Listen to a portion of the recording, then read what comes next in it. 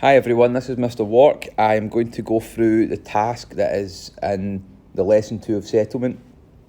We're looking at cities and towns that have built up for different reasons.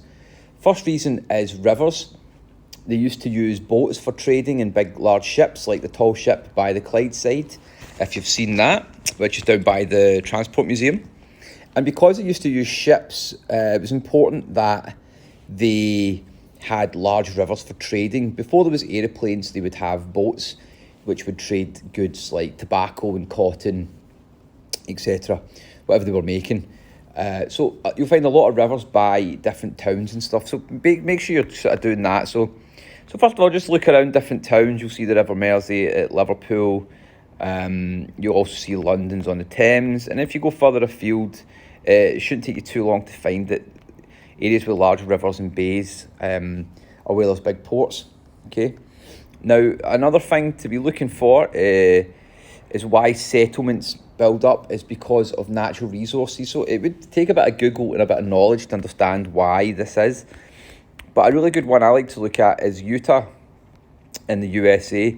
If you go to Utah State, what you'll find is a place called Salt Lake City. Now, this is quite a good thing because we're on Explorer map. If you go to satellite, you can see sort of from above that a lot of Utah's state is very dry.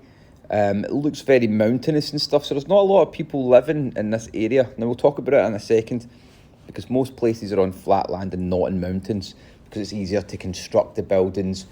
And also, like, if you're lower to the ground, you're closer to sea level, and the atmosphere is more dense, so it's warmer, and yeah, if it's high altitude, it's much, much colder. Now, to talk about resources, though, this place is called Salt Lake City because this is a massive natural salt lake with salt in it. And because of that, there's actually a massive city here, and the people here for a long time have worked in salt. And it's quite nice to look at from above because these little lines are little salt farms. And because salt is a crystal, it reflects it reflects the light, and it can refract light as well, where it can break light up, kind of like a glass prism at the Pink Floyd album cover, if you know that. So you can see these really nice colours from above. But anyway, the point is that this only exists here because there's all this salt here. So it's all been set up and they farm it here. So you'll see that around the world. If you just look, I mean, where places are. If you think about Glasgow, we've got from the north of Glasgow where they got the sandstone to build all the tenement buildings. And then if you think about Loch Lomond as well, there's lots of slate mines here. Tends to be in these glaciated kind of areas where there's mountains, there's lots of different resources. And another one would be just because a settlement might be there already. So Glasgow was lots of different towns that all kind of came together. But I mean, also, you'll find that towns build next to each other. I mean, Edinburgh is older than Glasgow, but most of Scotland's cities and towns are on this central belt because it's flatter. If you look at the north of Scotland, it's more mountainous. The climate and weather's a bit harsher. Whereas all these towns and cities would all be trading and working together. So they've all built up around the same sort of area of commerce, business and jobs. The interesting one, though, is Aberdeen being quite far out but very populated, and this is because of offshore oil. Now, there's lots of different reasons. Have a Google, look around different things, Google different reasons why cities are there if you like, but try and find them on the map. You can take a screenshot of them, write down the name of the city and your jot and why you picked it.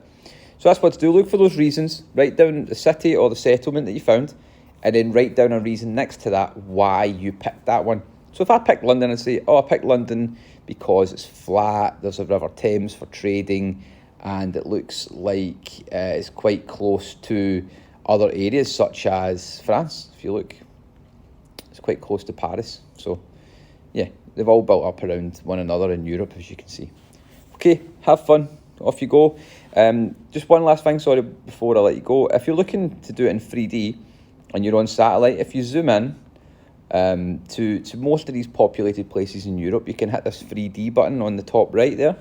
And if you have two fingers spread apart, you can create a 3D axis, and you can kind of look a little bit more at cities and how densely populated they are and how built up they are. And like you have there at Tower of London and such, like if you're on maps, that you can click on them and you can read a little bit about their history and see some pictures of them. Okay, thank you.